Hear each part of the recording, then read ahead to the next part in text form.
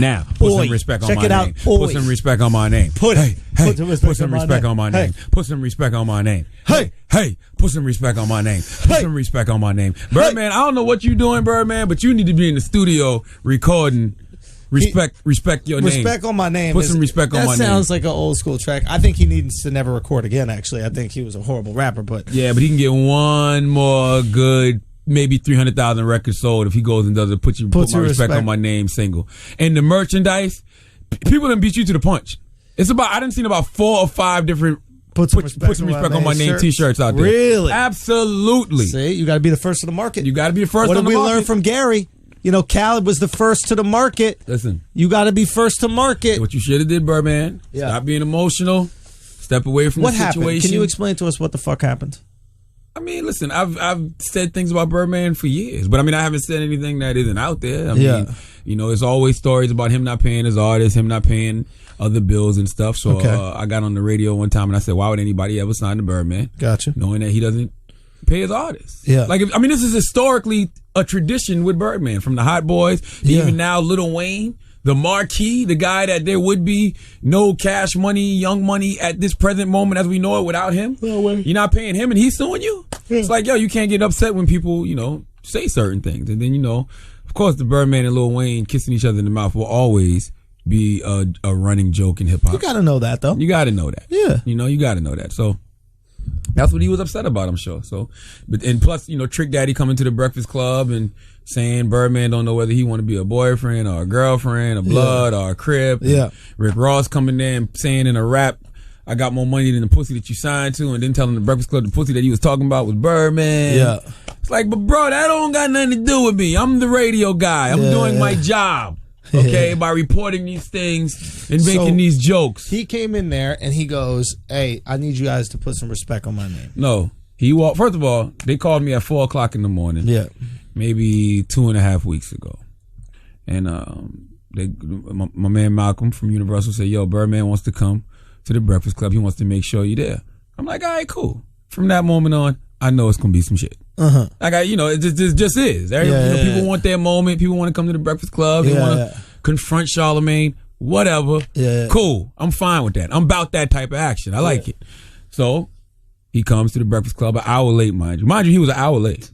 Mind you. Mind you. Birdman was an hour late. To confront you. Clearly, he was an hour late because he knew he wasn't going to be there that long. All right. So, maybe Birdman needs to put some respect on your name and your show. Hey, there's not enough respect put on your show and your schedule. Well, guess what? More respect. The way that little 2-minute clip went viral this weekend, much respect. Hey, there was much respect on the 2-minute clip, but maybe a little bit more respect onto the show time and the scheduling that has to go into it. Listen, that's me personally. Come on. Yeah. Birdman. Yes. 7 Negroes. Don't expect him to be on time. Okay, so is he on, what is it? CP time. Something politician time. What is that? Other people time. Savage Predator time. What did Henry say? Super Predator. Yeah. That's SP time. Yeah. You can't spell. You spell like wax. Color people time. Super Predator time. Whatever. Yeah. Okay. So he comes to the radio station. I see him when he walks in. I'm watching him through the glass for like 30 seconds. This is no lie. Eminem's "Lose Yourself" was playing. Okay. I don't know where it was coming from. Okay. I don't know if it was on the radio. I don't know. I don't know if it was in his headphone. I don't know what it was. But Eminem "Lose Yourself" was playing. I'm dead ass serious. I'm not making this up. Eminem "Lose Yourself" was playing. Yeah. He walks in. He goes, "Y'all ready?" And then that's what y'all saw. First of all, all 3 of y'all better stop playing with my motherfucking name. You gonna put some respect on my name. Put some respect on my motherfucking name. You gonna put some respect on my name. So his voice was cracking, bro. It was real uncomfortable. Listen, me being the radio personality I am, the radio guy. Yeah. Me being the person that's always in production mode. Yeah. Let's not waste none of this good content. Yeah. Envy already knows. I look at Envy. Envy looks at me. Envy goes, okay, so let's go. Yeah. And I go, say it on camera. True producer, say it on camera. I heard that. All right? Yeah. So he sits down. Envy starts the interview. Now, Birdman didn't know that it was already recording and everything, clearly. When he came in and tried to shake us up with the, y'all motherfuckers stop playing with my motherfucking name. That's why you hear the interview, Envy's like, good morning, this is the Breakfast Club. And I go, yeah, this dude just cursed us out. Okay. Tell him what the fuck you just said. What you just say? What you just say? Yeah. And he's like, I already said what I need to say. No, tell it to the people. Let's get the good content. Let's get the content going. Yeah. And then that's when y'all saw the whole situation go down. Now, were you at all nervous about the presence of his crew? Never. Because 8 of those dudes came into that studio. The studio's not that big. Never. God bless them. You know, I've even matter of fact, a couple of them resumes have come back to me. Like one of them resumes come back to me. One of them was a real goon. You know what I mean? Really? Absolutely. One of them was a real goon out here in these streets. What you mean his resume has come back to you? This is his street resume. His street resume. Yeah, street resume. Gotcha. His street resume has come back to me. He's a real goon. Yeah. But we all men at the end of the day. Yeah. And whatever happens, happens. Yeah. You know what I'm saying? Like, that's just the way it is. Like, you're not going to do that. Like, and then, you know, when you say, I could have pulled up on you a couple times, you know, but I didn't because that wasn't gangster. Thing, what happened at the radio station wasn't gangster, my brother. Like, that's not gangster. I would have respected it if Birdman would have came in there by himself. Yeah. And was on some like, y'all motherfuckers gonna stop playing with my name, respect my motherfucking name, whatever. Cool. Then we could have had the conversation. All he could have just walked in and cursed us out. But that whole the 1990s intimidation thing, walking in with 8 people, like, you're not hanging people off the balcony no more by the ankles, bro. Like, demanding their publishing. Like, that's not the way this goes down. So you think he just hired them to be intimidating, but... No, I don't think he hired them. I mean, I think a couple of them assigned him. Okay. I think, So these are a couple of his artists. A couple of his artists, couple of his goons, whatever. I mean, but it is what it is. It was just a situation that happened. How much is a goon? That's a good question. Probably the same amount of some respect out here in these streets. Really? You know what I'm saying? He should have just paid for the respect. I would have paid for the respect over a goon every single day. You kidding? Listen, what does a goon go for? What is the market for a goon? If I wanted to know. rent a goon for a day. Listen, renting goon scares me, and I'm gonna tell you why. Why? Because when you rent the goon, you have to know that goon is only going to be as loyal to you as the opportunities or the money that you present to him. So if I give the goon $200, but another person pays said goon $500, that goon could set me up. That's what I'm saying. Like, you know, I don't like that whole rent goon thing. Oy vey. And I don't know if he's renting goons or not. All I'm saying is I don't deal with the rent a goon thing because, like I said, a rent-a-goon's loyalty only is based on what you can do for him and how much money you can pay him. They're like a samurai, hired sword. That's not what you want, my brother. Interesting. So you prefer a goon to also be family in some way or a friend? I don't prefer goons. Yeah, but I mean, Wax has goonish qualities. Wax is literally my brother. Yeah, but that's what I'm saying. You prefer it to be family or something connected to you. Wax is my real friend for damn near 17 years now. Okay, so here's my issue, right? Yeah. While I would love to hire Greg as a goon, I'm not sure that he would have the same intimidation factor as a Wax. You don't hire goons. You know what you hire? What do you hire? You hire those ex-mercenaries. Those white men in suits. No, you know what you need? That can legally shoot you. You know what actually is even more scary? Right. Wait for it. Child soldier. You get a 13-year-old African kid with an Uzi to just walk around with you. Those kids don't play around. Only child soldier I would ever want on my team is Hit Girl from Kick-Ass. Hit Girl was a motherfucking beast. Was she a badass? What? I didn't watch the movie. Kick-Ass is one of my favorite movies of all time. Kick-Ass is amazing. You know why Kick-Ass is amazing? Because it's 2 of them. It's Kick-Ass 1 and 2. But Kick-Ass is amazing because when it first starts off, you don't know that it's about to be this ill, gory ass movie. You ever seen Kick-Ass? Nobody here seen Kick-Ass? Yeah, that movie ain't gay though. That movie is hard. That movie is. Who said it was gay? This motherfucker right here. I just threw out a gay. Oh, I thought you were saying damn. I didn't know what you were saying. No. Kick-Ass is amazing because you think it's like Superbad or some funny ass teen movie. Yeah. Then all of a sudden somebody gets their fucking leg cut off and then a head falls. You're like, what the fuck? Yeah. And then it's this little 12-year-old girl doing it. Yeah. Kick-Ass is We great. need to start a goon agency where we have goons that are signed to the agency and then you can rent those goons via the agency. You don't want black goons, man. I didn't say they have to be black. I think they can be all different types. You want white guys in suits. Mm-hmm.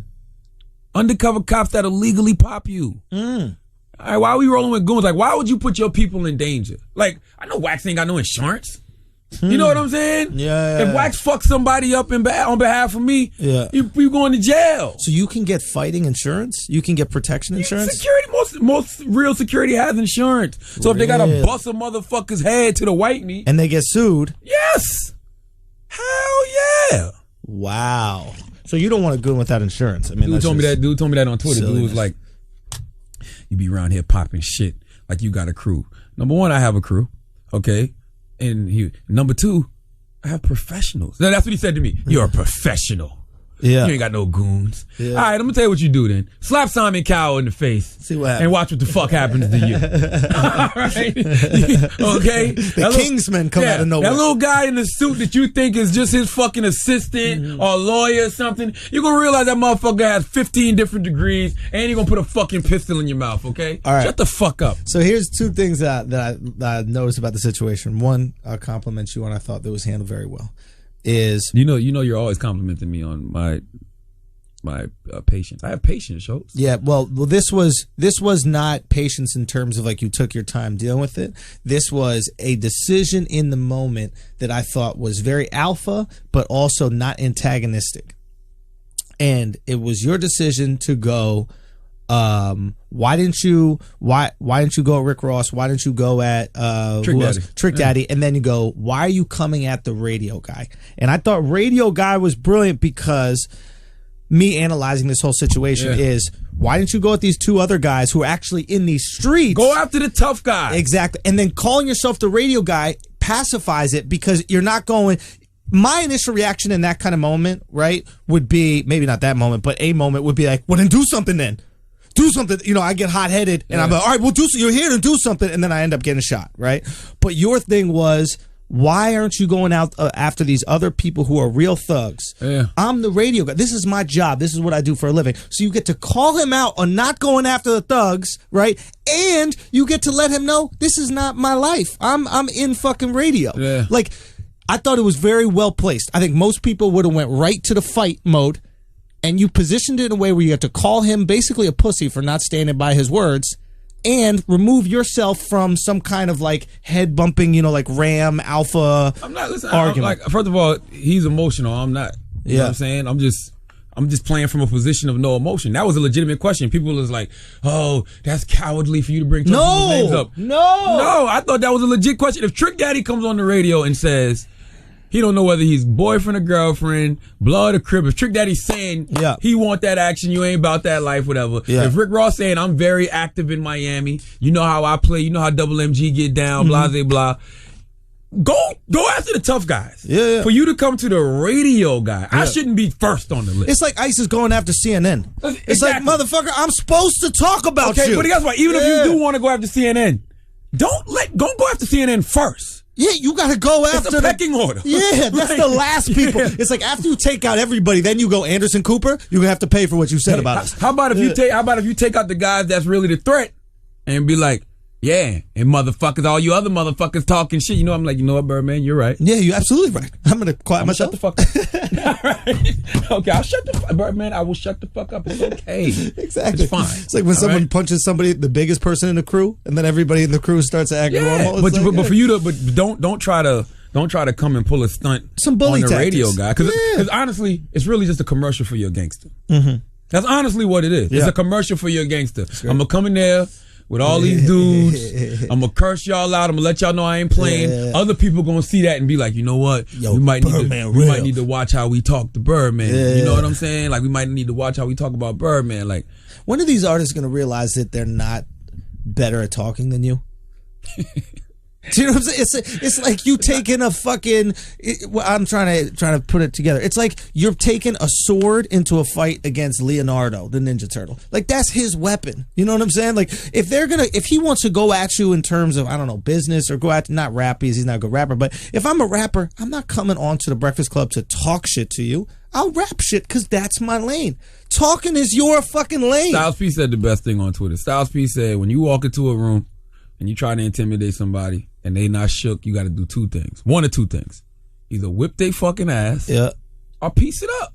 Interesting. Like, that's how it should have went. Either he was going to fuck me up in there or swing on me or something. Or number two, we're going to have the conversation. Yeah. You know what I mean? And this could even be after you cursing me out. Listen, I never play dumb and play clueless. Like, I don't know what the fuck people are talking about. When I kept asking Birdman, what's the issue? I want to know exactly what I said that pissed you off. I'm not going to just start throwing random stuff out there. Like, stop saying that I'm kissing LilWayne. Yeah, was it you? Are you kissing LilWayne? Yeah. Was it you not paying artists? Like, what was it? Yeah. Was it you and Young Thug? Like, what was it? What was it that it pissed you off? He said he ain't got no issue. So what you here for? Yeah. You know where I think he really fucked up? is he had a great opportunity to dispel a lot of rumors, or at least give his side of the story to the record biz, right? Yeah. He could have come up there as an exec and been like, listen, do you know how much money we lose on artists that don't pop? You know how much money we invest in these artists that don't pop? So when an artist does make money and signs a shitty contract, which they agreed to sign, and I keep all that money from that artist that is according to that contract that they agreed to sign, I'm not feeling bad because I lost $500,000 on BG's album. I lost, $300,000 on blah, blah, blah. Who BG is? Come on, man. I was back in these streets. I was cash money. You know what I mean? Well, listen, man. I get you know what I'm saying? Right? Yeah, he had this opportunity, he had this platform to really clear his name, and instead he ended up just making himself look foolish. Man, listen, I'm not gonna lie, after that situation, it really made me appreciate Kendrick Lamar more. It made me appreciate J. Cole. It made me appreciate Wale. It made me appreciate Drake, because that 1990s rapper bully shit is dead. Yeah. And that shit looks so stupid. Yeah. Nothing looks worse than an angry old rapper. That shit is whack. Like knock it off already. Like you're too smart. Clearly, Birdman, because you made hundreds of millions of dollars. You're too smart to still be moving like that. Yes, but he is a poor decision maker, judging by his face tattoos. Nobody that gets that shit tattooed on his face, dude, come on. You're not going to make good decisions, especially in the moment. Yeah. That's me personally. Yeah. You're probably right. It's also interesting because the day that happened on it actually happened on a Thursday. Mm-hmm. We didn't play it back till Friday morning. So I knew I was sitting on some good shit, right? Yeah. But I was at the MTV Upfronts that night, which Kendrick Lamar happened to perform at, and Prince died. Yep. And I remember I was sitting by Doug Herzog, salute to Doug. I go, yo, Prince died. So Doug's like, holy shit. Doug sent somebody out, got him a purple tie, and then they immediately, which was very dope on MTV's part, they immediately pressed the audible on the beginning of the MTV Upfronts, and like the lights went purple, and they had like Prince's symbol. Remember the symbol Prince was on? They had that on all the screens, and I think they played Dove's Cry. I don't remember what they played. They played some song, but it was a Prince record. I just thought that was dope. But in my mind, I'm thinking like, damn, this Birdman shit ain't gonna rip tomorrow. Like, no, I'm serious. Because I'm like, Prince died. Nah. It's going to be all about Prince. No, it ain't. I got to the radio station that morning and I said, why am I acting like I don't know these niggas? These niggas had a whole 24 hours of Prince. Mourn Prince. They were done. Friday morning, they was ready for the narrative. Ready to go. Like, that's the era we live in. Yeah. We live in this ADD era where y'all motherfuckers really don't care like y'all think y'all care. Y'all don't even care about the people that die until they die, because before they died, you weren't thinking about them. Yeah, well, actually, none of these kids think about Prince, because Prince is a weird guy that wears tights that was in Dave Chappelle. They know him from the Chappelle sketch. They don't know Prince. Okay. I'll be honest, I really don't know Prince that much. Oh, I know Prince. I've sat on this radio, I've sat on the Breakfast Club and this podcast numerous times and told y'all that Prince is the one man I would hug for an extended period of time. Yeah, why does Prince get this gay pass among black dudes? He's not gay. Gay pass amongst black dudes. Like, every black dude I know is like, yo, Prince, Prince got a way about him, bro. It's not gay. He got a way about him. Exactly. If you've ever met Prince, and if you looked in his eyes, he does glamour you in a way. If you've ever, I'm a True Blood fanatic. I love Charlene Harris novels, Suki Stackhouse novels. If you've ever looked in Prince's eyes, he does glamour you in a way, and he gives you a feeling. I don't know what that feeling is. It's not a feeling like, oh, I want to fuck him, but it's a feeling like, you know what, I would have a long conversation with you. You know what I'm saying? Over a green tea. You know what I'm saying? Dick talk! Dick segment! No, like literally.